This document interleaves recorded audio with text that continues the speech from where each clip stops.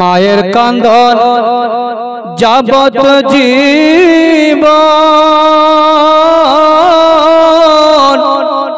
2-4 মাস বোনের কান্দন রে।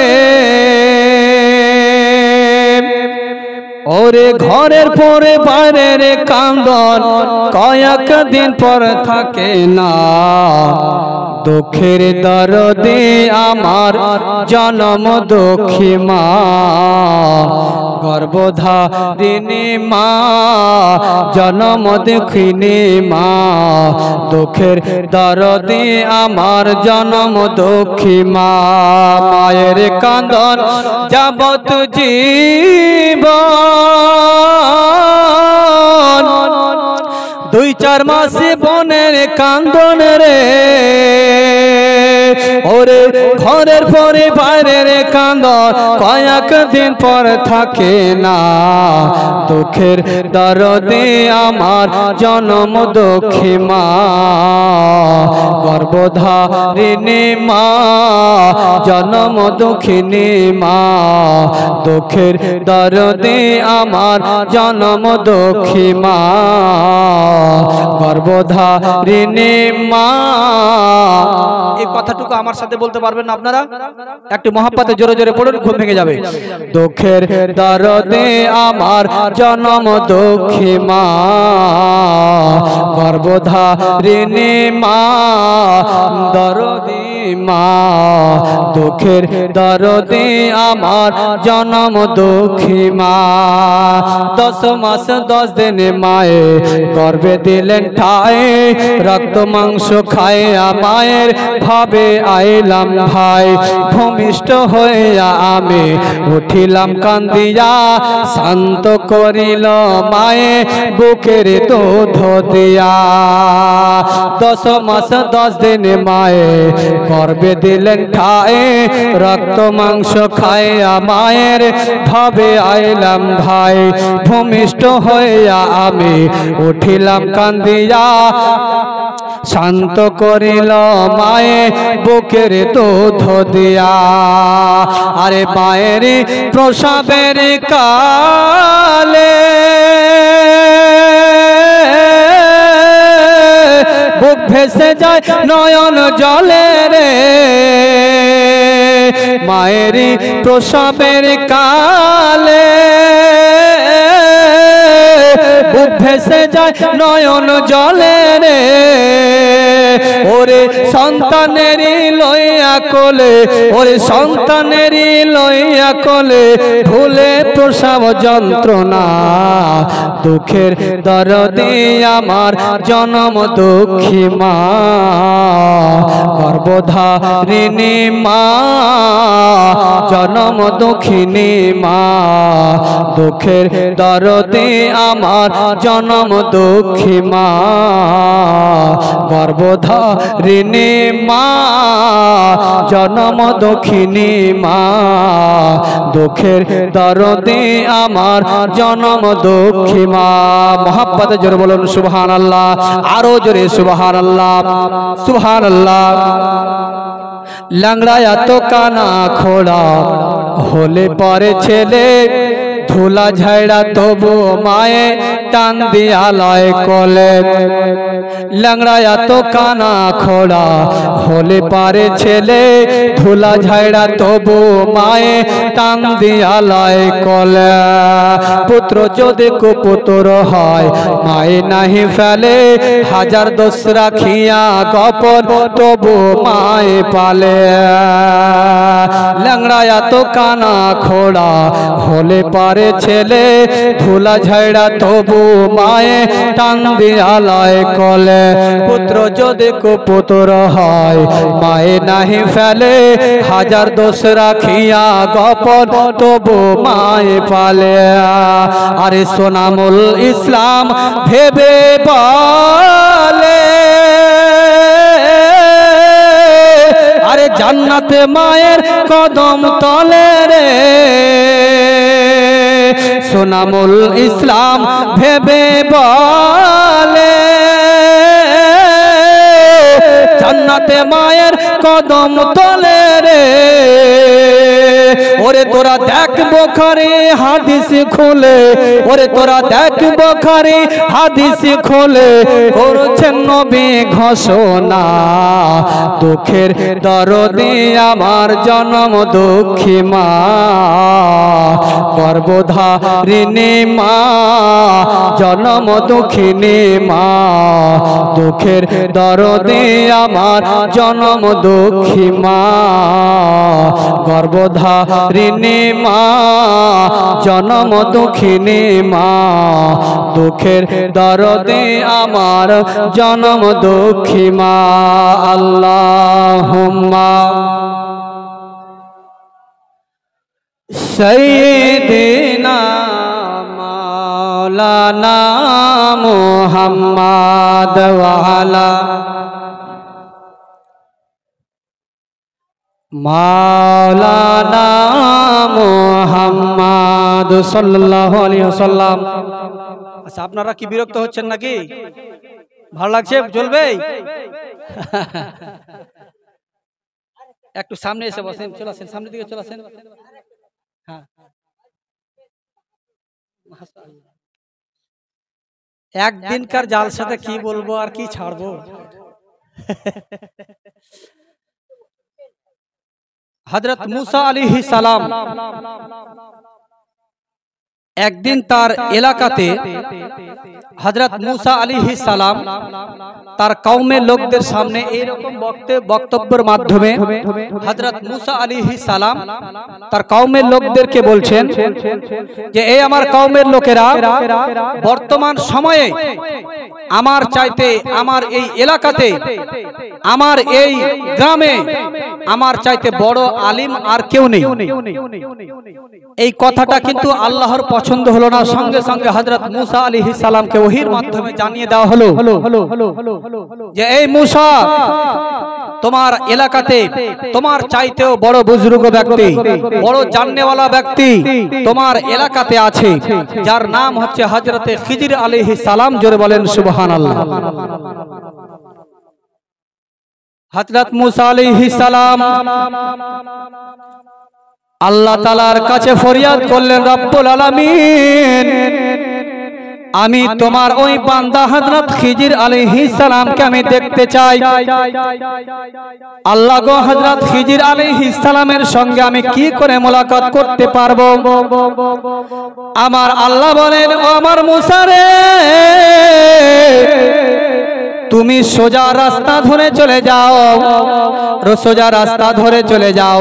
যেতে যেতে দেখবে তুমি একটা নদীর একটা চুয়ারে নদীর একটা শুকনো জায়গাতে আমার বান্দা হযরতে খিজির আলাইহিস সালাম সেখানে বসবে এবং সেখানে বসে আল্লাহর তাসবিহ তাহলিল করবে, সেখানে নামাজ পড়বে, সেখানে তাসবিহ তাহলিল করবে। যাও আমার বান্দা, ও আমার মাহবুব, ওরে আমার মুসা আলাইহিস সালাম তুমি যাও। এবার হযরতে মুসা আলাইহিস সালাম একজন সঙ্গীকে সাথে করে নিয়ে বাবা সোজা রাস্তা ধরেছে। আপনার সোজা রাস্তা ধরে যেতে যেতে ঠিক দেখছেন একটা নদীর জোয়ারে নদীর একটা শুকনো জায়গাতে আল্লাহর বান্দা আল্লাহর বুজুর্গ বান্দা হযরত খিজির আলাইহিস সালাম আপনার বসে আল্লাহর ইবাদত করছে। জোরে বলেন সুবহানাল্লাহ। এখন পর্যন্ত পৃথিবীর মধ্যে চারজন নবী জীবিত আছে, চারজন নবী জীবিত আছে, তার মধ্যে একজন হযরতে খিজির আলাইহিস সালাম এখন পর্যন্ত তিনি জীবিত আছে। তারপরে দুই নম্বরে হচ্ছে হযরতে ঈসা আলাইহিস সালাম। চারজন নবী এখন পর্যন্ত পৃথিবীর জমিনে জীবিত আছে। হযরতে খিজির আলাইহিস সালামের কাছে হযরত মুসা আলাইহিস সালাম পৌঁছে গেলেন। পৌঁছে যাওয়ার পরে আপনার দেখছেন হযরত খিজির আলাইহিস সালাম আপনার নামাজের অবস্থায় আছে। নামাজ শেষ হওয়ার পরে হযরত খিজির আলাইহিস সালামকে হযরত মুসা আলাইহিস সালাম আপনার সালাম করলেন, সালামের উত্তর দিলেন। হযরত মুসা আলাইহিস সালাম জিজ্ঞাসা করলেন, ওগো আল্লাহর পয়গম্বর, আপনার নাম কি? খিজির আলাইহিস সালাম। তখন হযরত খিজির আলাইহিস সালাম বললেন, হ্যাঁ আমার নাম খিজির আলাইহিস সালাম। হযরত মূসা আলাইহিস সালাম বললেন, ওগো আল্লাহর পয়গম্বর খিজির আলাইহিস সালাম, আমি আপনার কাছে কিছুদিন ধরে থাকতে চাই, আপনার কাছ থেকে কিছু আমি শিক্ষা নিতে চাই, আপনার কাছে কিছুদিন ধরে আমি থাকতে চাই, আপনার মতামতকে, আপনার রায়কে। হযরত খিজির আলাইহিস সালাম বলেছিল, ওগো আল্লাহর পয়গম্বর মূসা আলাইহিস সালাম, শুনো, তুমি আমার কাজে কর্মে তুমি নিজেকে কন্ট্রোল করতে পারবে না, নিজেকে ধরে রাখতে পারবে না, নিজেকে সহ্য করতে পারবে না, আমার প্রত্যেকটা কাজ তোমাকে দেখে উল্টো লাগবে গো, অতএব তুমি আমার কাছে থাকিও না। হযরত মূসা আলাইহিস সালাম বলতে লাগলো, ও লোগো আল্লাহর পয়গম্বর খিজির আলাইহিস সালাম, আমি আপনার কাছে থাকতে চাই, আপনার কাছ থেকে কিছু শিক্ষা নিতে চাই। হযরত মূসা আলাইহিস সালামকে বলছে, ঠিক আছে তাহলে তুমি থাকো। একদিন হযরত খিজির আলাইহিস সালাম মূসা আলাইহিস সালামকে সঙ্গে করে নিয়ে বাবা সোজা রাস্তা ধরে যেতে লেগেছে। সোজা রাস্তা ধরে যেতে যেতে যেতে যেতে সামনে একটা নদী পড়েছে। হযরত খিজির আলাইহিস সালামকে আপনার দেখে নৌকার মাঝে হযরত খিজির আলাইহিস সালামকে সৌ নৌকার মধ্যে চাপিয়ে নিলেন। চাপিয়ে নেওয়ার পরে সেই নৌকার মাঝে হযরত খিজির আলাইহিস সালামের কাছ থেকে কোনো পয়সা নিলেন না, কোনো করায়া নিলেন না। হযরত খিজির আলাইহিস সালামকে নদীর এই পার থেকে নদীর ওই পার করে দিলেন বাবা। নদীর ওই পার করে দেওয়ার পরে এবার হযরত খিজির আলাইহিস সালাম সে মাঝের নৌকার একটা তক্তাকে ভেঙে দিলেন। হযরত মূসা আলাইহিস সালাম তখন সঙ্গে সঙ্গে বলে ফেললেন, আল্লাহর পয়গম্বর খিজির আলাইহিস সালাম, এটা আপনি কি করলেন? নৌকার মাঝি আপনাকে বড় ভালোবেসে, আপনাকে বড় মহব্বত করে আপনার কাছ থেকে কোনো করায়া নিল না, আপনার কাছ থেকে কোনো ভাড়া নিল না, তারপরে আপনি নদীর ওই পার থেকে এসে এই পারে এসে আপনি নৌকার একটা তক্তাকে কেন ভেঙে দিলেন? এই কাজটা কিন্তু আপনি মোটেই ভালো করলেন না। হযরত খিজির আলাইহিস সালাম তখন উত্তরে বললেন, ওগো আল্লাহর পয়গম্বর মূসা আলাইহিস সালাম, আমি তোমাকে প্রথমে বলেছিলাম তুমি আমার কাজে কর্মে তুমি নিজেকে সহ্য করতে পারবে না, নিজেকে কন্ট্রোল করতে পারবে না, নিজেকে তুমি সহ্য করতে পারবে না, এই জন্য তুমি তোমার রাস্তায় চলে যাও আর আমি আমার রাস্তায় চলে যাই। হযরত মূসা আলাইহিস সালাম তখন বললেন, ওগো আল্লাহর পয়গম্বর খিজির আলাইহিস সালাম, ঠিক আছে আমি আর কোনো কথা বলবো না, আমি আপনার সঙ্গে থাকতে চাই। এবার হযরত মূসা আলাইহিস সালামকে সঙ্গে করে নিয়ে হযরত খিজির আলাইহিস সালাম সামনের দিকে বাড়তে লাগলেন। সামনের দিকে বাড়তে বাড়তে দেখছেন একটা জায়গাতে দুটো বাচ্চা খেলাধুলা করছে। একটা বাচ্চা খুব সুন্দর।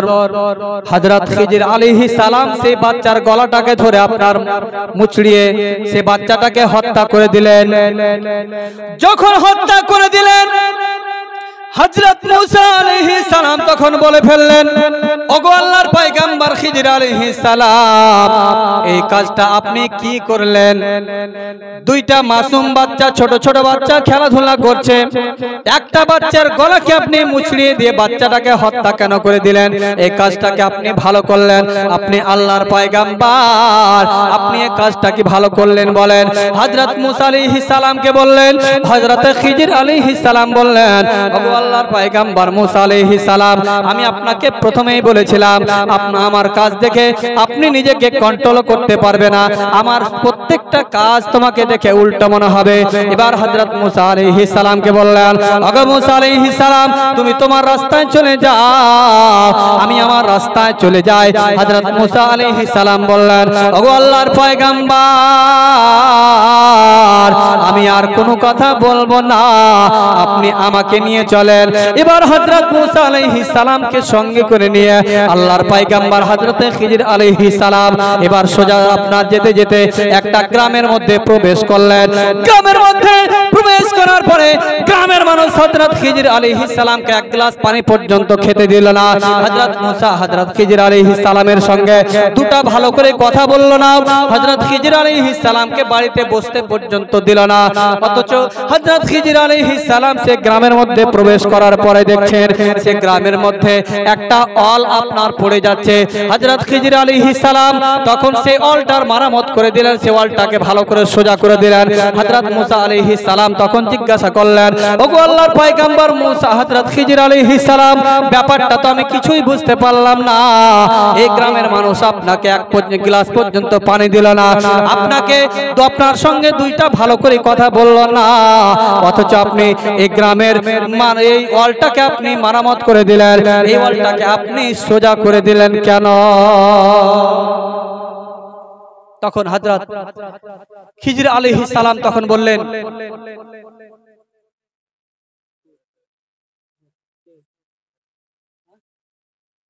বেনামে নারায়ে তাকবীর, নারায়ে তাকবীর, নারায়ে রিসালাত, নারায়ে রিসালাত। এক ভাই আমার বেনামে 500 টাকা দান করেছেন। দোয়া করতে বলছি, একটা সকলে হাত উঠান, আল্লাহুম্মা আমিন। রব্বানা আতিনা ফিদ দুনিয়া হাসানাতাও ওয়া ফিল আখিরাহ হাসানাতাও ওয়া কিনা আযাবান নার। রব্বুল আলামিন, তোমার বান্দা এই মাহফিলে মাওলা 500 টাকা দান করেছে। আল্লাহ গো, তার আত্মীয় স্বজন দ্বারা অন্ধকার কবরে শুয়ে গেছে গো আল্লাহ, এই 500 টাকার বাদাওলাতে তার আত্মীয় স্বজন অন্ধকার কবরকে আল্লাহ তুমি জান্নাতের বাগান বানিয়ে দিও মাওলা। যারা তার বাড়িতে জীবিত আছে গো মাওলা, তাদের সকলকে তুমি ইহদিনাস সিরাতাল মুস্তাকিমের পথিক বানিয়ে দিও আল্লাহ। তাদেরকে পাক্কা সচ্চা পরহেজগার মুত্তাকি দিনদার ঈমানদার বানিয়ে দিও আল্লাহ গো। যেই পথে চলতে গেলে তুমি খুশি হওয়া, তোমার নবী খুশি হবে, সেই পথের পথিক তুমি সেই বান্দাকে বানিয়ে দিও আল্লাহ। তাকে অতক্ষণ পর্যন্ত মৃত্যু দিও না যতক্ষণ পর্যন্ত পূর্ণ মুমিন এবং মুসলমান না হতে পেরেছে। সুবহানা রাব্বিকা রাব্বিল ইজ্জাতি আম্মা ইয়াসিফুন ওয়া সালামুন আলাল মুরসালিন আলহামদুলিল্লাহি রাব্বিল আলামিন। আমিন আমিন বিহাক্কি লা ইলাহা ইল্লাল্লাহ মুহাম্মাদুর রাসূলুল্লাহ সাল্লাল্লাহু আলাইহি ওয়াসাল্লাম। এবার হযরতে খিজির আলাইহিস সালাম তখন হযরত মুসা আলাইহিস সালামকে বললেন যে, এই মুসা আলাইহিস সালাম, আমি যখন নদীর ওই পার থেকে এই পারে এসেছিলাম, দেখেছিলে সে নৌকার মাঝি আমার কাছ থেকে কোনো টাকা পয়সা নেয়নি, আমাকে মহব্বত করে আমার কাছ থেকে টাকা পয়সা নেয়নি। তারপরেও আমি নদীর এই পারে এসে সেই নৌকার একটা তক্তাকে ভেঙে দিয়েছিলাম। সেটার কারণটা ছিল নদীর এই পারে একটা জালিম বাদশা সেখানে থাকতো। সেই জালিম বাদশা গরিব অসহায় মানুষের নৌকাগুলোকে ছিনতাই করে নিত। ছিনতাই করে নিয়ে সেই আপনার নৌকাগুলোকে যুদ্ধের কাজে ব্যবহার করত। এই জন্য আমি সেই অসহায় গরিব মানুষের সেই নৌকার একটা তক্তাকে ভেঙে দিয়ে সেইটাকে আমি আইবদার করে দিয়েছি, খারাপ করে দিয়েছি, যেন সেই নৌকার মাঝির সেই নৌকাটাকে যেন সেই জালিম বাদশা যেন তার কাছ থেকে কেড়ে নেওয়া নাই। তার কাছ থেকে যদি নৌকাটা যদি কেড়ে নেয়, তার রোজি রুটি বন্ধ হয়ে যাবে। সেই নৌকাটাই হচ্ছে তার রোজি রুটি। এই জন্য আমি একটা তক্তাকে ভেঙে দিয়ে সেটাকে আপনার আইবদার করে দিয়েছি, সে বাদশা যেন তার কাছ থেকে নৌকাটা না নেয়। সেই গরিব মানুষটা পরবর্তীতে একটা তক্তা লাগিয়ে দিয়ে পুনরায় আবার নৌকাটাকে নতুন করে তুলতে পারবে। জোরে বলেন সুবহানাল্লাহ। আচ্ছা বলো, আমি কি এই কাজটা অপরাধ করেছি? হযরত মুসা আলাইহিস সালাম বলছেন যে, আল্লাহর পয়গম্বর হযরত খিজির আলাইহিস সালাম, আমি এতদূর পর্যন্ত ভাবতে পারিনি, আপনি অবশ্যই এই কাজটা ভালো করেছেন। তারপর হযরত খিজির আলাইহিস সালাম বলেছিলেন যে, এই আল্লাহর পয়গম্বর মুসা আলাইহিস সালাম, তারপরে তুমি দেখেছিলে যে আমি আস্তে আস্তে দেখলাম যে দুইটা ছেলে এক জায়গাতে খেলাধুলা করছে। তার মধ্যে একটা সুন্দর ছেলে একটা ছিল, তার গলাটাকে আমি মুচড়িয়ে তাকে হত্যা করেছিলাম। সেটার কারণ ছিল সেই বাচ্চাটাকে আমি নিজে ইচ্ছাতে হত্যা করি নাই, আমার আল্লাহ আমাকে হত্যা করার আদেশ দিয়েছে। কারণ সেই বাচ্চাটা আপনার তার মা বাবা ছিল মুসলমান, সেই বাচ্চাটা বড় হয়ে কাফির হবে, মুশরিক হবে, বেঈমান হবে, নিজের বাবা মাকে সে নিজে মুশরিক বানাবে, বেঈমান বানাবে, আপনার নিজের ধর্মতে ত্যাগ করতে তার বাবা মাকে বাধ্য করবে, তার বাবা মায়ের উপরে অত্যাচার করবে, এলাকার মানুষের উপরে অত্যাচার করবে। এই জন্য আল্লাহর আদেশে এই বাচ্চাটাকে আমি হত্যা করেছি। এই মুসা আলাইহিস সালাম বলো, এই কাজটাকে আমি খারাপ করেছি? তখন হযরত মুসা আলাইহিস সালাম উত্তরে বলেছিল, আল্লাহর পয়গম্বর হযরত খিজির আলাইহিস সালাম, এটা যদি আল্লাহর হুকুম যদি হয়ে থাকে আপনি অবশ্যই এই কাজটাকে ভালো করেছেন। জোরে বলেন সুবহানাল্লাহ। তারপরে তুমি দেখেছিলে যে এই গ্রামের মধ্যে প্রবেশ করার পরে এই গ্রামের মানুষ আমাকে এক গ্লাস পানি পর্যন্ত দেয়নি, আমাকে খেতে দেয়নি, আমাকে বসতেও বলেনি। তারপরেও আমি এই গ্রামের এই ওয়ালটাকে আমি সোজা করে দিয়েছিলাম, মারামত করেছিলাম এই ওয়ালটার। এর কারণটা ছিল এই ওয়ালটা ছিল দুইটা আপনার এতিম অসহায়ের ওয়াল। এই ওয়ালের নিচে তার আত্মীয় স্বজন অনেক খাজানা দাফন করেছিল, লুকিয়ে রেখেছিল, গেড়ে রেখেছিল। এই ওয়ালটা যদি পড়ে যেত, এলাকার মানুষ এই ওয়ালটাকে সোজা করার জন্য যখন মাটি যখন খনন করত, মাটির তল থেকে সব খাজানা বেরিয়ে যেত। এলাকার মানুষ সেই খাজানাগুলোকে লুটপাট করে নিয়ে যেত, আর সেই অসহায় দুইটা গরিব ছেলে না খেয়ে মারা যেত, তাদের ভবিষ্যৎ নষ্ট হয়ে যেত। এই জন্য আমি হযরত খিজির আলাইহিস সালাম সেই ওয়ালটার আমি মারামত করেছিলাম, সেই ওয়ালটাকে আমি সোজা করে দিয়েছিলাম। বলো, এই কাজটাকে আমি ভুল করেছি? এই কাজটাকে আমি অন্যায় করেছি? হযরত খিজির আলাইহিস সালামের এই কথা শুনে হযরত মুসা আলাইহিস সালাম বলছেন যে আল্লাহর পয়গম্বর হযরত খিজির আলাইহিস সালাম, অবশ্যই আপনার কাছ থেকে আমার শিক্ষা নেওয়া দরকার আছে। আল্লাহ হযরত মুসা আলাইহিস সালামকে শুধু এতটুকুই বুঝাতে চেয়েছেন যে যে বান্দা নিজেকে বড় মনে করবে সে কোনোদিন বড় হতে পারবে না। আল্লাহ যাকে বড় করবে সেই বড় হবে, ঠিক কিনা বাপ? আল্লাহ যাকে বড় করবে সেই বড় হবে। একবার মুহাব্বতে দরুদ শরীফ পড়ুন। আল্লাহুম্মা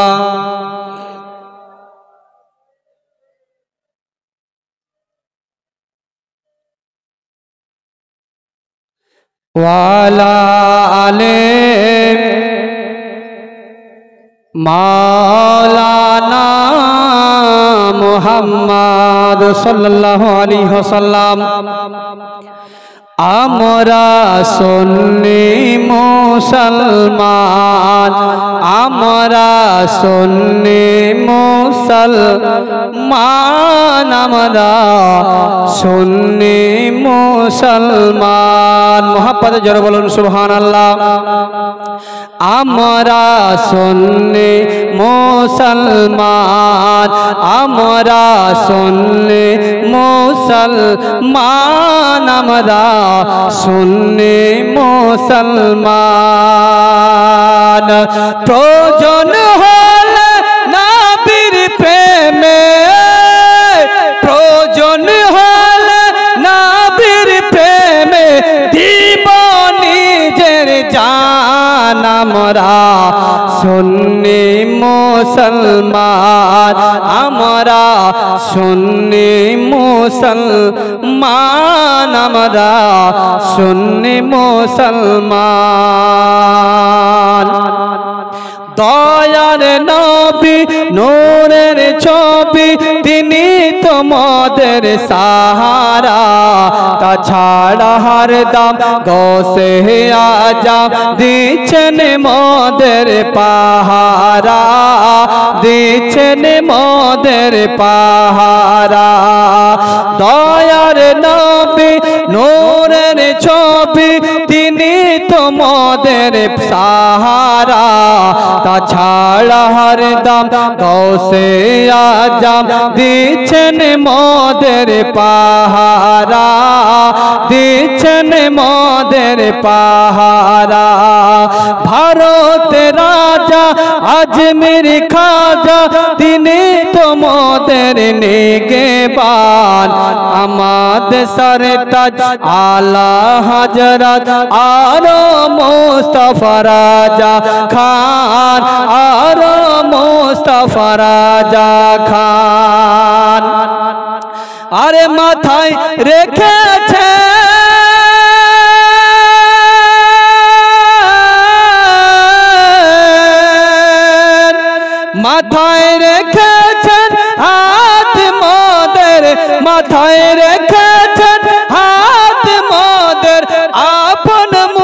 মুর্শিদ গো আমরা সুন্নি মুসলমান, আমরা সুন্নি মুসলমান।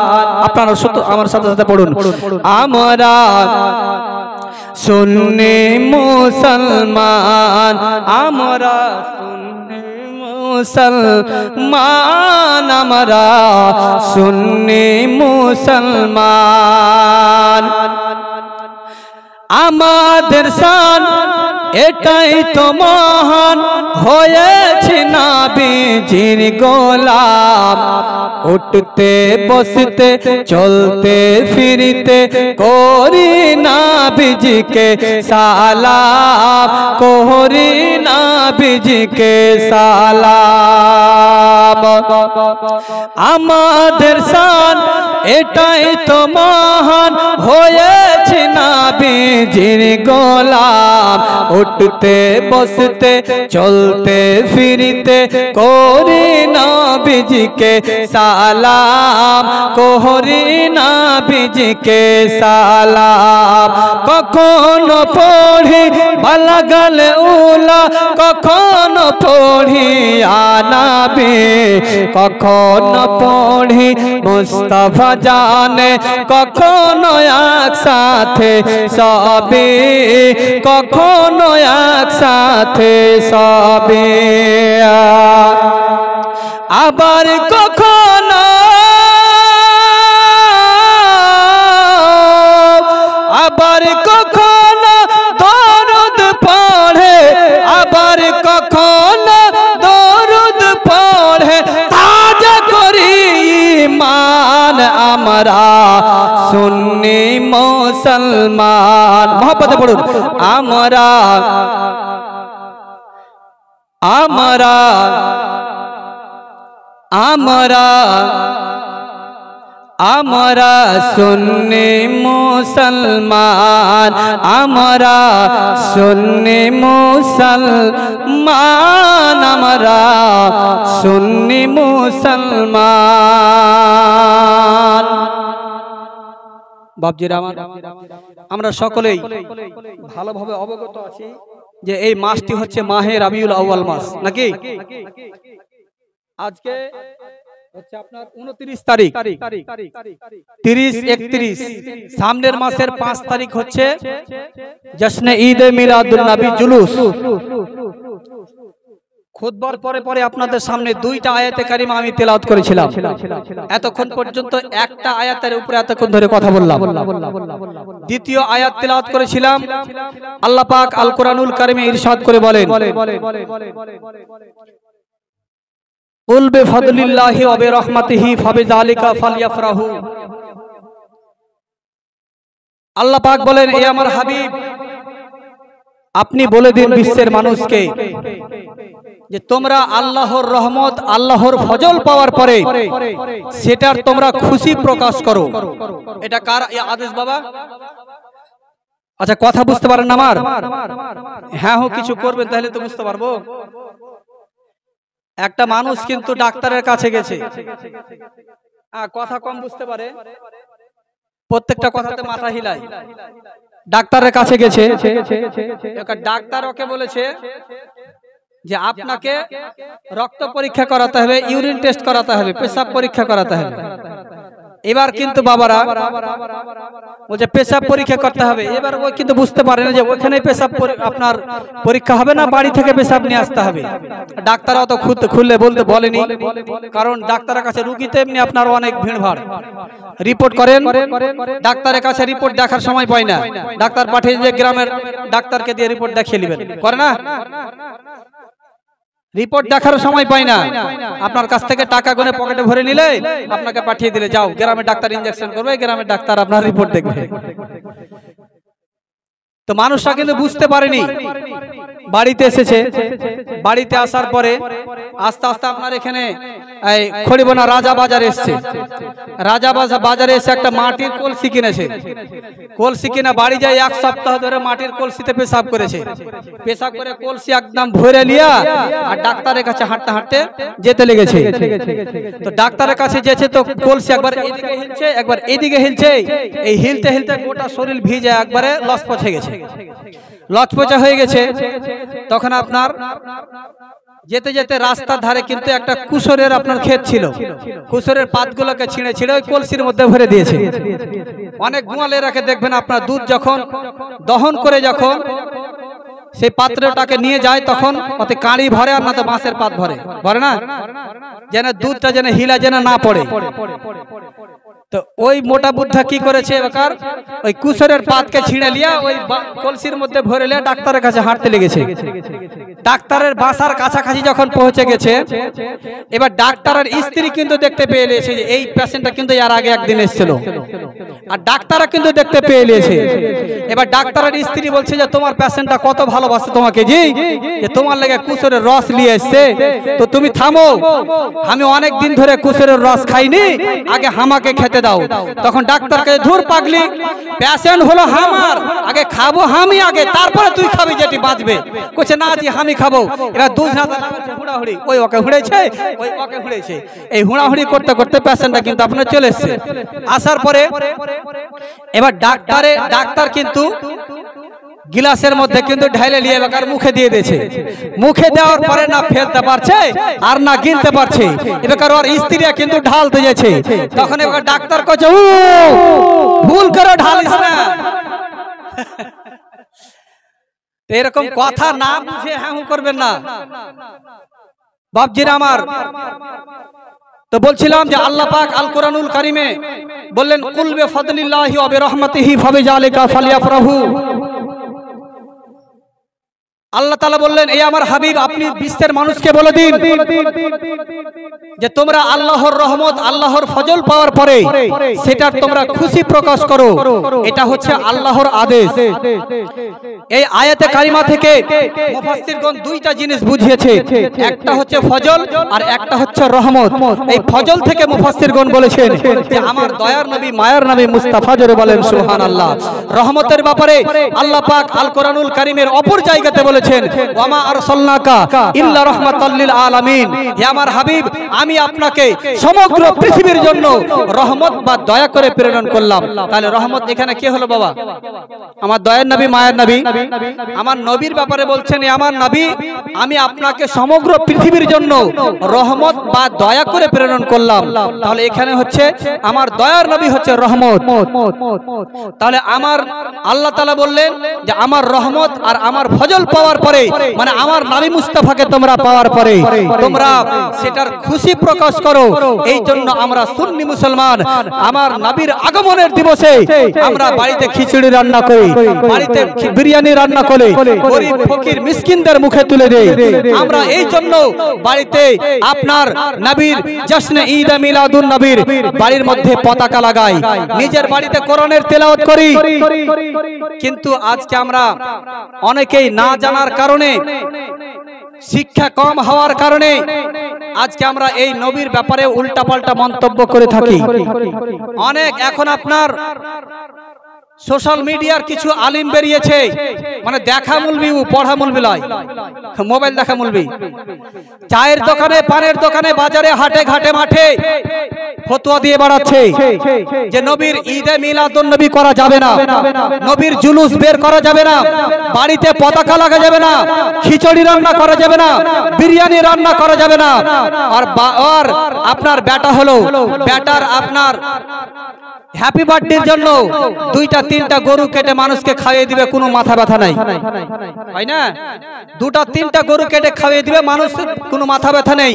অথচ নবীর জশ্নে ঈদে মিলাদুন নবীতে যদি বাড়িতে খিচুড়ি রান্না করে গরিব ফকির মিসকিনদের মধ্যে বিতরণ করি তাহলে তার মাথা ব্যথা শুরু হয়ে যাবে। যদি তাকে জিজ্ঞাসা করা হয় তুমি যে বলছো ঈদে মিলাদুন নবী করা শিরক, ঈদে মিলাদুন নবী করা বিদআত, ঈদে মিলাদুন নবী করা যাবে না, এর প্রমাণ কি? তখন সে বলবে যে এর প্রমাণ হচ্ছে কিতাবুল আন্দাজ। কিতাবুল আন্দাজ মানে ওর কাছে কোনো প্রমাণই নাই। ও আন্দাজে বলবি, কেতাবুল আন্দাজ, ওর কাছে কোনো প্রমাণ নেই। কায়দাটা খুলে দিবেন, প্রথম পাতাটা আপনার আলিফ বাতা সাইয়া পর্যন্ত পড়তে পারবে না। অথচ সেই হাটে ঘাটে মাঠে বাজারে মোবাইল দেখে দেখে ফতোয়া দিয়ে বেড়াচ্ছে যে আপনার জাশ্নে ঈদে মিলাদুন নবী করা যাবে না। আমার আল্লাহ পাক আল কোরআনুল কারীমে সূরা মায়দার 58 নম্বর আয়াতে বলছেন, কুল বিফাদলিল্লাহি ওয়া বিরহমাতিহি ফাবিযালিকা ফালইফরাহু। আমার হাবিব, আপনি বিশ্বের মানুষকে বলে দিন যে তোমরা আল্লাহর ফজর, আল্লাহর রহমত পাওয়ার পরে সেটা তোমরা খুশি প্রকাশ করো। তাহলে আল্লাহ বলছে তোমরা খুশি প্রকাশ করো, আমার নবীকে পাওয়ার পরে তোমরা খুশি করো। আর এই মোল্লা বলছে খুশি করিও না। এখন আপনারা আল্লাহর শুনবেন না মোল্লার শুনবেন? কোনটা শুনবেন বাপ? আল্লাহর শুনবেন। তাহলে এই মোল্লার কথা শোনা যাবে না। মোল্লা যদি আপনাকে বলে ঈদে মিলাদুন নবী করা যাবে না, তাকে কানটা ধরে মুন্নি সাহেবের কাছে নিয়ে আসবেন, আমার কাছে নিয়ে আসবেন। কি করে ওকে বুঝাতে হয় বুঝিয়ে দেব আমি। ব্রাদারান ইসলাম, আজকে আমরা অনেকেই অনেক ধরনের পার্টি করে থাকি। কেউ সিপিএম পার্টি করে, কেউ কংগ্রেস পার্টি করে, কেউ বিজেপি পার্টি করে, কেউ তৃণমূল পার্টি করে। অনেক মানুষ অনেক ধরনের পার্টি করে। যে টিএমসি পার্টি করে তার বাড়িতে টিএমসির পতাকা থাকে, যে কংগ্রেস পার্টি করে তার বাড়িতে কংগ্রেসের পতাকা থাকে, যে সিপিএম পার্টি করে তার বাড়িতে সিপিএম এর পতাকা থাকে, যে আপনার বিজেপি করে তার বাড়িতে বিজেপির পতাকা থাকে।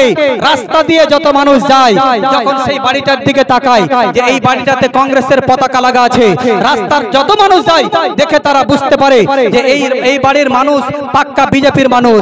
যেই বাড়িতে কংগ্রেসের পতাকা লাগা থাকে, রাস্তার মানুষ দেখে বুঝতে পারে যে এই বাড়ির মানুষ হচ্ছে পাক্কা কংগ্রেসের মানুষ।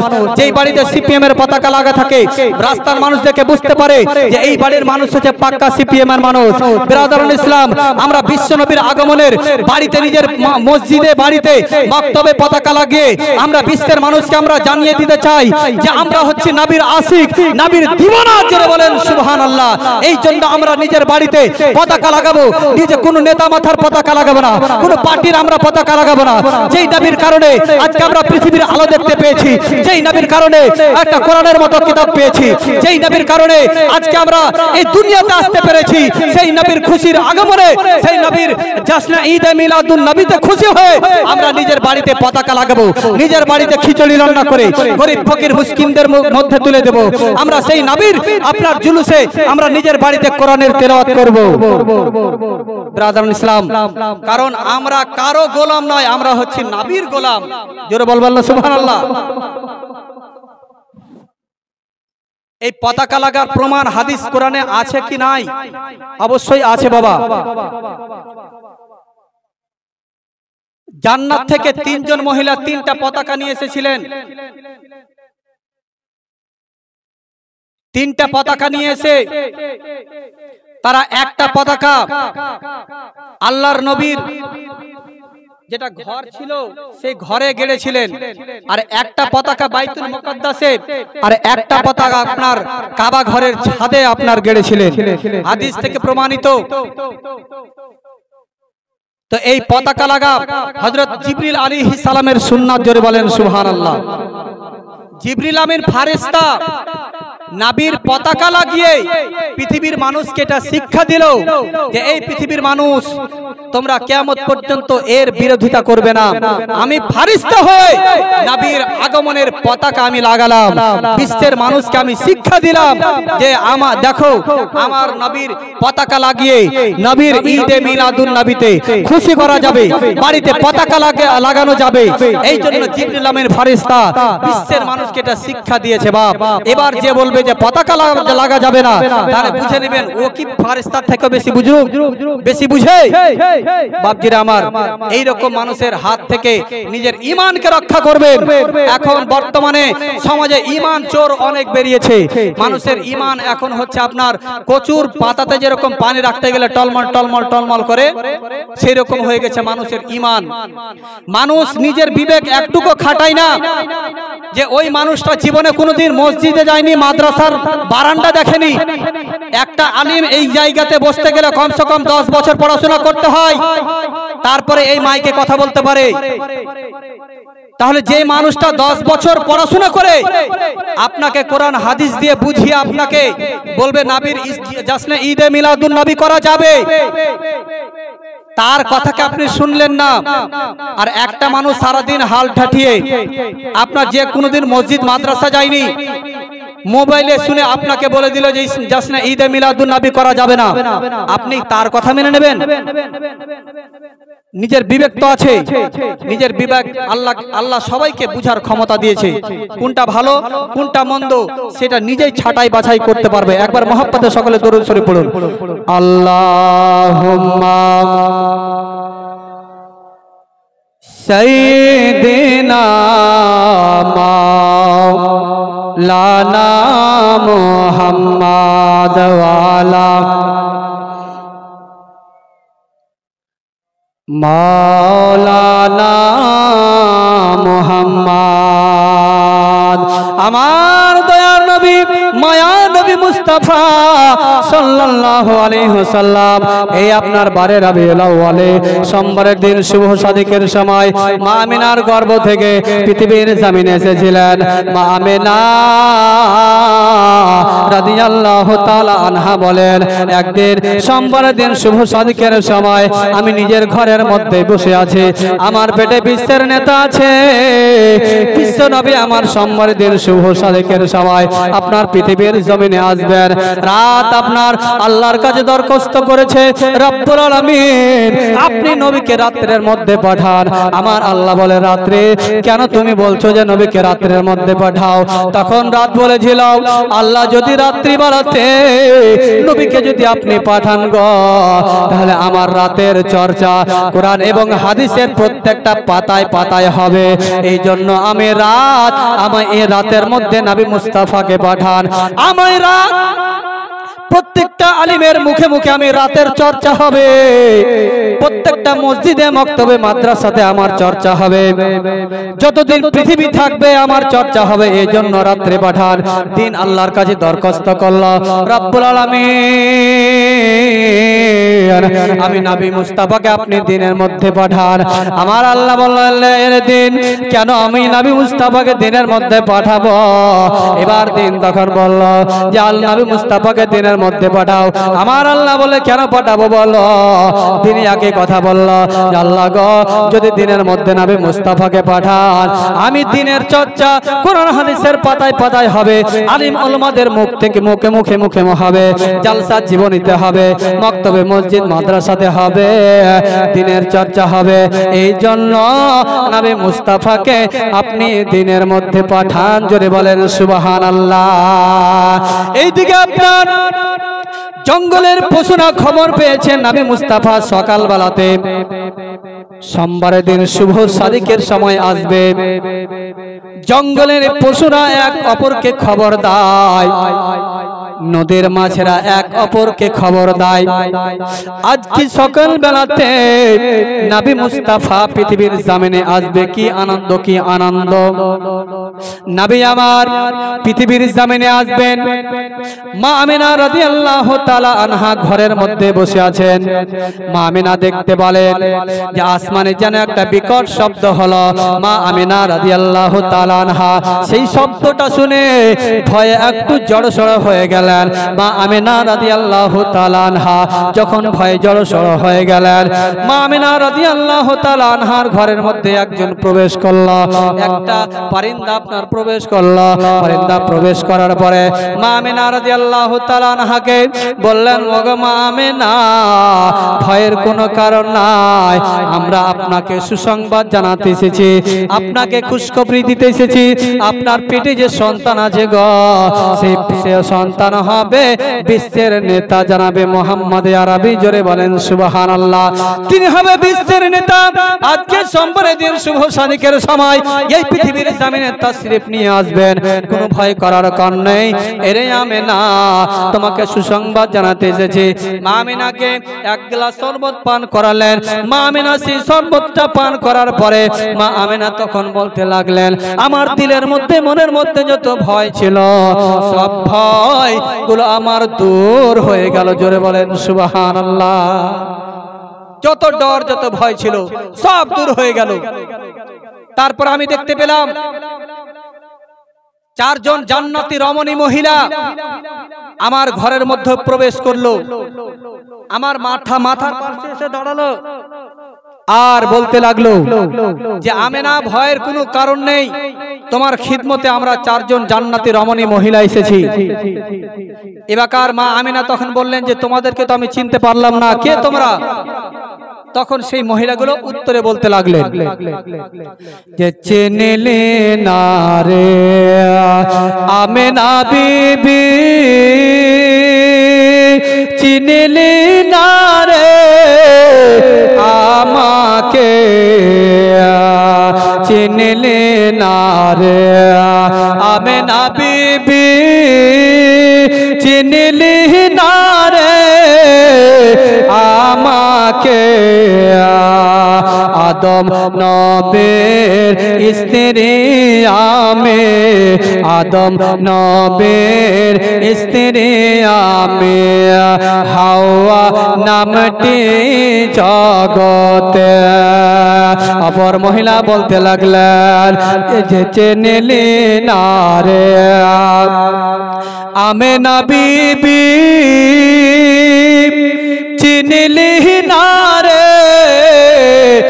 আমাকে। ফিরাউনের স্ত্রী আসিয়া মে, ফিরাউনের স্ত্রী আসিয়া মে, আসিয়া নামটি জগতে। এবার মা আমেনা বলতে লাগলেন ঠিক আছে তোমাকে চিনতে পেরেছি। এবার দ্বিতীয় জন বলতে লাগলেন যে চিনলি না রে আমেনা বিবি, চিনলি না রে আমাকে।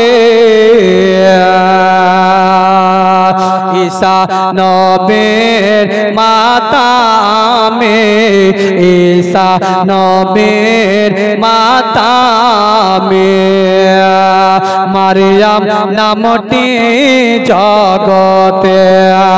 মা আমেনা বলেন ঠিক আছে তোমাকেও চিনেছে।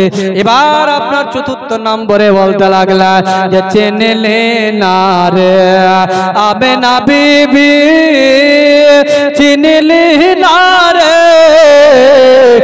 আমাকে, চিনলি না রে আমেনা বিবি, চিনলি না রে আমাকে। ইব্রাহিম নবীর স্ত্রী আমি, ইসমাইল নবীর মাতা আমি, হাজরা নামটি জগতে। মা আমেনা এবার তখন সেই চারজন মহিলাকে বললেন ওগো জান্নাতি রমণী মহিলারা, তোমাদেরকে তো আমি চিনতে পেরে নিলাম। তোমরা হচ্ছ আদম আলাইহিস সালামের স্ত্রী, তোমরা হচ্ছ ইব্রাহিম নবীর স্ত্রী, ফিরাউনের স্ত্রী, ঈসা নবীর মা। তোমাদেরকে চারজনকে তো চিনতে পারলাম, বলো কেন এসেছো? তখন তারা উত্তরে বলল আমেনা, তোমার গর্ভে যে বিশ্ব নবীর আছে, এই বিশ্ব নবী এই সময়ে পৃথিবীর জমিনে আসবে, এই জন্য তোমার খিদমতে আমরা 4 জন জান্নাতের রমণী মহিলা এসেছে। সুসংবাদ জানিয়ে বাবা সে 4 জন জান্নাতের রমণী মহিলা আপনার চলে গেলেন। আপনার চলে যাওয়ার পরে তারপরে আপনার 3 জন পুরুষ জান্নাতে আপনার 3 জন পুরুষ এই ঘরের মধ্যে প্রবেশ করলো। মা আমিনা বললেন, বলেন তোমরা কেন এসেছো?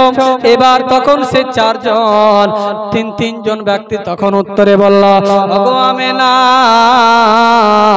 তোমার গর্ভে যে সন্তানটা এসেছে, এই সন্তান যে পৃথিবীর জামিনায় এখন আসলো, আমরা তার খিদমতে এসেছি। একজনের হাতের মধ্যে ছিল আপনার লোটা, তার হাতের মধ্যে লোটার মধ্যে জমজমের পানি ছিল। বাবা কি পানি ছিল? জমজমের পানি। একজনের হাতের মধ্যে আপনার রেশমি চাদর, একটা রুমাল ছিল, আর একজনের মধ্যে একটা বড় চাদর ছিল। 3 জন তখন বললেন যে এ আমিনা, নবী মুস্তাফাকে আমাদেরকে একটু দাও। আমার নবী মুস্তাফাকে নিয়ে প্রথম একজন নিয়ে সেই লোটার পানি দিয়ে তাকে গোসল করালেন। গোসল করার পরে তারপরে দ্বিতীয় জন আমার নবী মুস্তাফাকে নিয়ে তখন সে রেশমি কাপড় দিয়ে সে চাদরটা দিয়ে আপনার মুছিয়ে দিলেন। মুছিয়ে দেওয়ার পরে তৃতীয় জনের হাতে ছিল একটা আংটি, মাহরে নবুয়ত। সেই মাহরে নবুয়তটাকে নবীর কাঁধের মধ্যে লাগিয়ে দিলেন। লাগিয়ে দেওয়ার পরে মা আমিনা রাদিয়াল্লাহু তাআলা আনহার কোলে আমার নবী মুস্তাফাকে আবার দিয়ে দিলেন।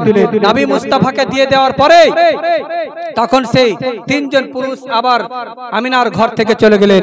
মা আমিনা রাদিয়াল্লাহু তাআলা আনহা আমার নবীকে কোলে পেয়ে অত্যন্ত খুশি হলেন। মা আমিনা বলেন, আমার ছেলের এই নূরে আমি শাম দেশের বড় বড় অট্টালিকা শহরগুলোকে, বড় বড় বিল্ডিং গুলোকে, আমার নবীর আমার ছেলের এই নূরে বড় বড় শাম দেশের শহরগুলোকে আমি দেখতে পেয়েছি। জোরে বলেন সুবহানাল্লাহ। আর অনেক গাধা বলছে যে নবী মাটির তৈরি ছিল। মাটির তৈরি থাকলে কি মা আমিনা শাম বাসরার বড় বড় শহরগুলোকে কি দেখতে পেতেন? মা আমিনা রাদিয়াল্লাহু তাআলা আনহা বললেন যে আমার ছেলে যখন এই পৃথিবীর জমিনে যখন আসলো, তো আমার ছেলের নূরে আমার ঘরটা আলোকিত হয়ে গিয়েছিল, আমার ঘরটা আলো হয়ে গিয়েছিল। মা আমিনা বলেন, মা আমিনা আমার নবীকে কোলের মধ্যে নিয়ে বসে আছেন। মা আমিনা রাদিয়াল্লাহু তাআলা আনহা বলেন যে আসমানের দিক থেকে একটা আওয়াজ আসলো, কেউ যেন বলল যে এই নবী মুস্তাফাকে নিয়ে যাও আর সারা বিশ্বে তাকে ভ্রমণ করাও। আমার নবী মুস্তাফাকে তখন কেউ যেন আমার নবী মুস্তাফাকে নিয়ে আমিনার কোল থেকে নিয়ে সারা বিশ্বটাকে ভ্রমণ করিয়েছিলেন। তারপরে মা আমিনা রাদিয়াল্লাহু তাআলা আনহা অনেক রকম চিন্তা ভাবনা করতে লেগেছিলেন যে রব্বুল আলামিন, আমি কি আমার এই সন্তানকে আর পাবো না নাকি গো আল্লাহ? আমার কোল থেকে আমার জানের টুকরা মোহাম্মদকে নিয়ে চলে গেল, আমি কি আমার ছেলেকে কি আর পাবো না নাকি? এরকম অনেক আপনার চিন্তা ভাবনা করতে লেগেছিলেন। এই চিন্তা ভাবনা করতে করতে আবার আবার নবী মুস্তাফাকে মা আমিনা রাদিয়াল্লাহু তাআলা আনহার কোলে ফিরিয়ে দিলেন। মা আমিনা রাদিয়াল্লাহু তাআলা আনহা আমার নবী মুস্তাফাকে পেয়ে মা আমিনা অত্যন্ত খুশি হয়েছিলেন। আমার নবী মুস্তাফাকে নিয়ে মা আমিনা সোমবারের দিন শুভ সাদিকের সময় 12 রবিউল আউয়ালে, এই মাসের চাঁদের 12 তারিখে সোমবারের দিন শুভ সাদিকের সময় মা আমিনা রাদিয়াল্লাহু তাআলা আনহা আমার নবী মুস্তাফাকে নিয়ে কোলে নিয়ে বসে আছে। এদিকে আল্লাহর নূরি ফেরেশতারা মা আমিনার ঘরের উপরে আপনারা ভিড় লাগিয়েছে আমার নবী মুস্তাফার জিয়ারত করার জন্য। আপনার আমিনার ঘরের উপরে জানো সুন্দর সুন্দর পানির পরিন্দগুলো উড়াউড়ি করছে, আর তারা গুনগুন করে নবীজিকে সালাম জানাচ্ছে। ওইদিকে নবীজির চাচা, নবীজির দাদু জানাবে আব্দুল মুত্তালিব খবর পেয়েছে। আব্দুল মুত্তালিব বাড়িতে আসলেন। বাড়িতে আসার পরে দরজার ঘরের মধ্যে প্রবেশ করবে, দরজার মধ্যে কেউ যেন আব্দুল মুত্তালিবকে বাধা দিয়ে দিল। ওগো আব্দুল মুত্তালিব, এই সময় তুমি ঘরের মধ্যে প্রবেশ করতে পাবে না। বলছে কেন প্রবেশ করতে পাবো না গো?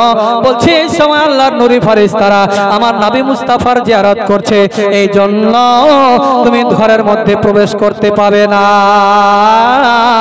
তুমি ঘরের মধ্যে প্রবেশ করতে পাবে না। যখন ফেরেশতাদের জিয়ারত যখন শেষ হয়ে যাবে তখন তুমি ঘরের মধ্যে প্রবেশ করবে।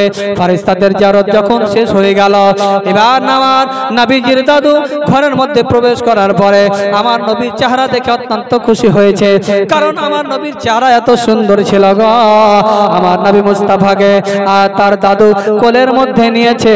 এবার মা আমেনা রাদিয়াল্লাহু তাআলা আনহাকে বলছেন, ওগো আমার বৌমা আমেনা, তুমি আমার এই দাদুর কি নাম রেখেছ? মা আমেনা রাদিয়াল্লাহু তাআলা আনহা বলেন, আব্বা গো,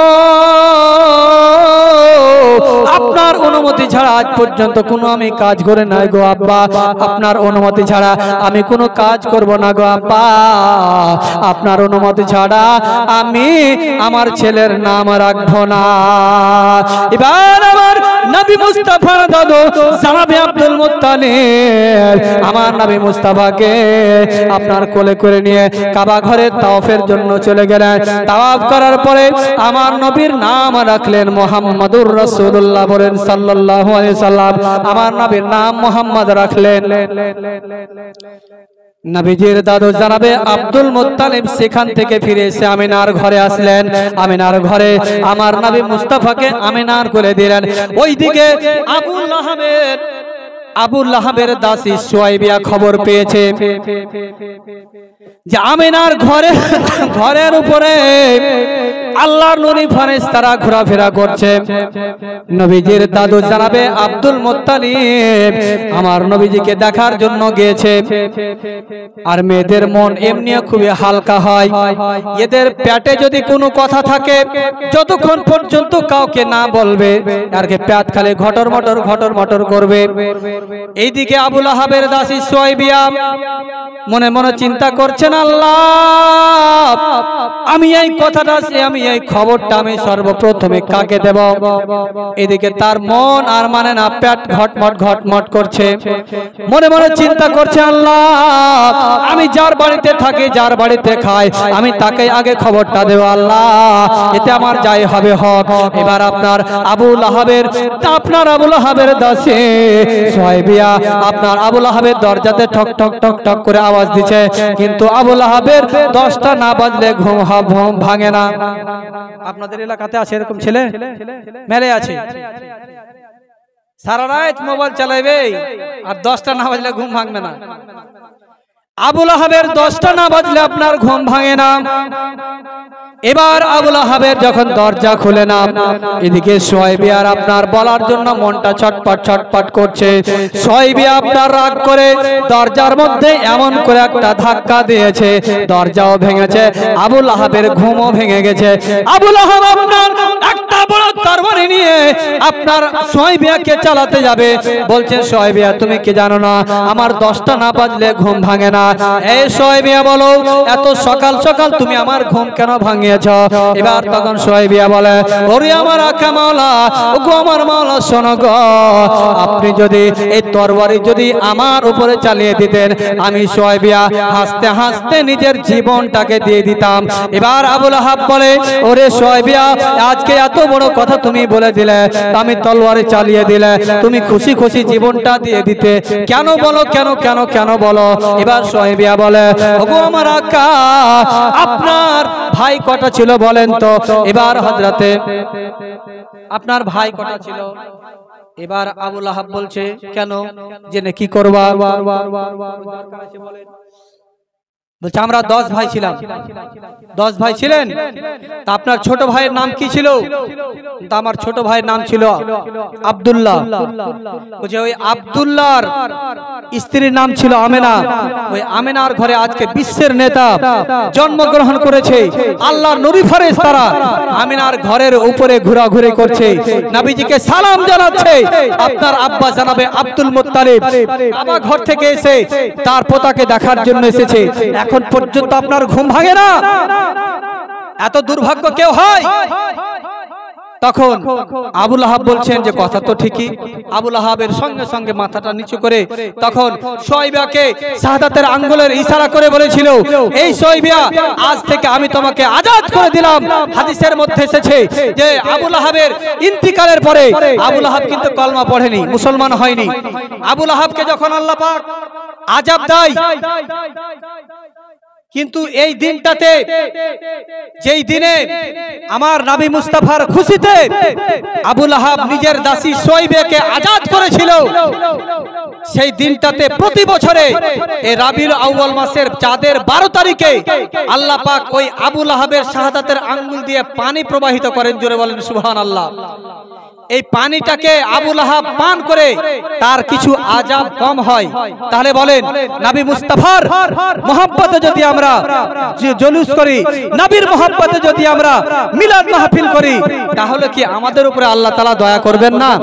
আবুল আহাবের মতো টাটকা গলগলা কাফিরকে যদি আল্লাহ তাআলা আপনাকে শাহাদাতের আঙ্গুল দিয়ে পানি প্রবাহিত করে পানি পান করাতে পারে, তাহলে আমরা তো হচ্ছে নবীর আশিক, আমরা হচ্ছে নবীর দিওয়ানা, আমরা তো নবীর মাস্তানা। তাহলে আমাদেরকে আল্লাহ তাআলা আমাদের উপরে দয়া করবেন না? আল্লাহকে আমাদের উপরে রহম করবেন না? অবশ্যই করবেন বাবা। তো আবুল আহাব এবার শুয়াইবাকে বললেন যে যাও, তোমাকে আজ থেকে আমি আজাদ করে দিলাম। যাই হোক বাপ, রাত অনেক হয়ে গেছে, 11:38। আর চলবে? কালকেও ফের জালসা শুনতে হবে। কালকে আসবেন সবাই তো? বলেন ইনশাআল্লাহ। হ্যাঁ, যেই কোনো কাজ করার মন্তব্য নেবেন সেটাতে ইনশাআল্লাহ বলতে হয়। একটা মানুষ কিন্তু একটা গ্রামে পয়সাওয়ালা মানুষ, তো মানুষের পয়সা হলে কিন্তু মানুষের অহংকার বেড়ে যায়, বাড়ে না? এবার কিন্তু আপনার বুক ফুলিয়ে চলে যাচ্ছে হাঁটতে হাঁটতে। এবার মসজিদের মুলবি সাহেবের সঙ্গে দেখা হয়েছে। এবার মসজিদের মুলবি সাহেব বলছে যে চাচা কোথায় যাবেন? তো বলছে মুলবি সাহেব কালিয়াচক যাব মোটর কিনতে। তখন মুলবি সাহেব বলছে যে চাচা এইভাবে বলতে হয় না, বলেন যে ইনশাআল্লাহ মোটর কিনতে যাব, আল্লাহ যদি রাজি থাকে তাহলে যেতে পারবো, আল্লাহ যদি আপনাকে আগেই মেরে ফেলে দেয় তাহলে আপনি যেতে পারবেন? বলে ইনশাআল্লাহ কালকে মোটর কিনতে যাব। টাকা আছে, কোম্পানিতে মোটর আছে, দোকানে মোটর আছে, এতে ফের ইনশাআল্লাহ বলারই কি আছে? এই লাগেই তোমার মুলবি সাহেবের আগে দেখতে পারি না, খালি সব জিনিস খালি ইনশাআল্লাহ ইনশাআল্লাহ। এবার কিন্তু বড় লোক এবার বুক ফুলিয়ে কিন্তু চলে গেছে, সারদহাতে গাড়িতে চেপেছে। সারদহা যেতে যেতে কালিয়াচক বালিয়াডাঙ্গা ঢুকেছে, পকেট মারওয়ার এই দিক থেকে আপনার কেচি দিয়ে পকেট কেটে সাফ করে দিয়েছে। সাফ করে দেওয়ার পরে এবার কোম্পানি মোটরে চলে গেছে, মোটরের দোকানে দামও করে নিয়েছে, মোটর নিয়েও নিয়েছে, হাতেও নিয়ে নিয়েছে। এবার বিল করার পরে যখন পকেটে হাত দিচ্ছে তো পকেট ফাঁকা, ফাররা একবারে ফাঁকা করে দেখে পকেট। তখন এত পয়সাওয়ালা মানুষ আর কি করবে, ওখানে লজ্জাতে আর মুখ কিন্তু একবারে লাল হয়ে গেছে। বলছে মুলবি সাহেব তো ঠিকই কহেছিল যে কোনো কাজ করতে গেলে ইনশাআল্লাহ কইতে হয়। মনে হয় মুলবি সাহেবের কথা হয়তো শুনিনি, এই জন্য হয়তো আমার পকেট কেটে নিয়েছে। তো এখন থেকে যেটাই কাজ করব আমি সবটাতেই ইনশাআল্লাহ বলবো। এবার ওখান থেকে আস্তে আস্তে এবার গ্রামে এসেছে, আবার মুলবি সাহেবের সঙ্গে দেখা হয়েছে। বলছে মুলবি সাহেব আপনি ঠিকই বলেছিলেন যে কোনো কাজ করতে গেলে ইনশাআল্লাহ বলতে হয়। বলছে কেন? মুলবি সাহেব মনে মনে ভাবছে একদিনে পরিবর্তন হয়ে গেল, ব্যাপারটা কি? মুলবি সাহেব কিন্তু আর বুঝতে পারে না। বলছে কি ব্যাপার, কেন ইনশাআল্লাহ বলতে হবে? বলছে না ঠিকই বলেছেন আপনি, ইনশাআল্লাহ বলতে হবে। বলছে ইনশাআল্লাহ আপনি যখন বললেন তখন ইনশাআল্লাহ খড়িবোনা থেকে যেতে যেতে ইনশাআল্লাহ সারদহা মোড়ে যে ইনশাআল্লাহ টোটো ধরার পরে ইনশাআল্লাহ আস্তে আস্তে করে আপনার মজমপুর শেরশাহী হয়ে যখন বালিয়াডাঙ্গা যাওয়ার পরে কালিয়াচকে যখন গেল ইনশাআল্লাহ যাওয়ার পরে দোকানে মোটরও নিলাম, মোটর নেওয়ার পরে ইনশাআল্লাহ যেমনই পকেটে হাত দিচ্ছি ইনশাআল্লাহ দেখছি আর টাকাই নাই। তো কসম করে নিয়েছি এখন থেকে যে কোনো কথা বলবো ইনশাআল্লাহ ছাড়া আর কথাই বলবো না। মহাব্বতে একবার দরুদ শরীফ পড়ুন, শেষ করে দেব, আপনারা হয়তো বিরক্ত হচ্ছেন। আল্লাহুম্মা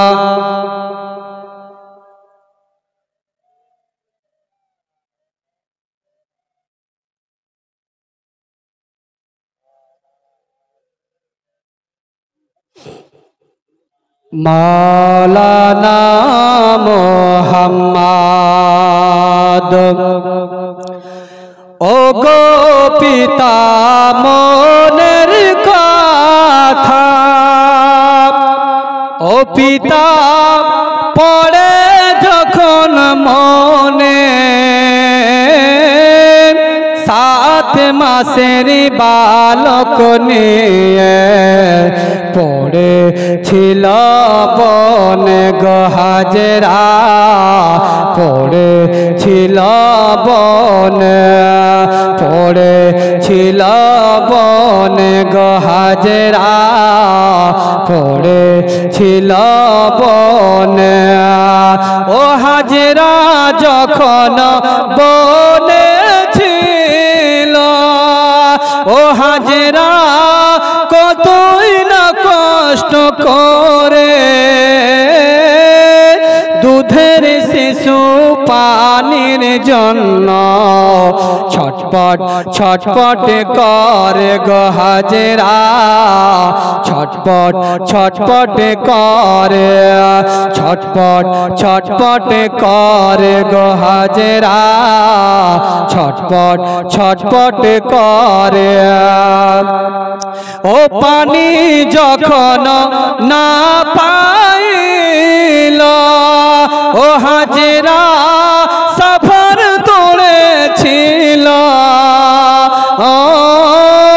খোদার হুকুম হয়েছিল পানি পেয়ে নীল গো হাজেরা পানি পেয়ে নীল পানি পেয়ে নীল হাজেরা পানি পেয়ে নীল ও গো পিতা মনের কথা ও পিতা পড়ে যখন মনে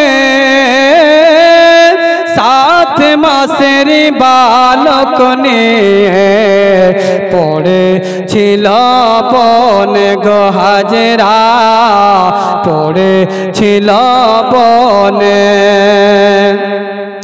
ও হাজেরা যখন বনে ছিল ও হাজেরা কতই না কষ্ট করে